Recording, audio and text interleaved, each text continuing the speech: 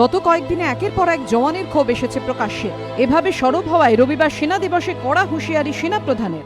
यदि आप कार्रवाई से संतुष्ट नहीं हैं तो आप मुझसे सीधा संपर्क भी कर सकते हैं। आपने जो कार्रवाई की है आप इसके लिए अपराधजनक भी पाए जा सकते हैं और सजा के हकदार भी हो सकते हैं।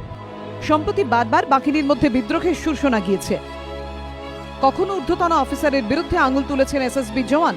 अफसरगिरी के प्रेशर में आके जवान खाना खराब भी मिलने से बोलते हैं अच्छा मिल रहा है। जवानों के साथ अफसर का जो बर्ताव होता है वो बहुत बुरा होता है। কখনো আবার বৈষম্যের অভিযোগে সরব হয়েছেন সিআরপিএফ জওয়ান। हमारे दुख को समझने वाला कोई नहीं है दोस्तों, एक्स सर्विसमैन का कोटा भी हमको नहीं। আধা সেনা জওয়ানদের এসব অভিযোগের মাঝেই ক্ষোভ উগড়ে দিয়েছেন সেনা জওয়ান ল্যান্স নায়ক যোগ্য প্রতাপ সিংহ। सेना में ऐसा नहीं होना चाहिए कि जवान जो फाइटर सोल्जर हैं वो अधिकारियों के सहायक है। अब उनके मेम साहब कुत्ते चालाना बूट पालिश जैसी संबंधित कार्रवाई बंद होनी चाहिए।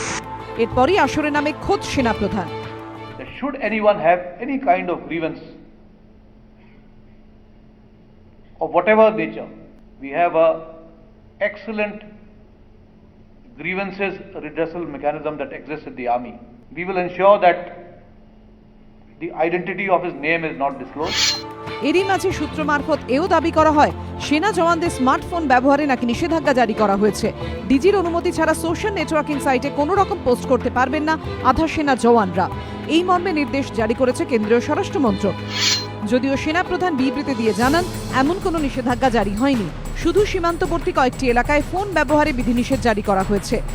এদিন অবশ্য সেনা প্রধানের কড়া হুঁশিয়ারি, জওয়ানদের অভাব অভিযোগ থাকলে তাকে জানাতে পারেন, তবে সোশ্যাল মিডিয়ায় মুখ খোলা যাবে না। তেমনটা হলে শাস্তি পর্যন্ত হতে পারে। এবিপি আনন্দ।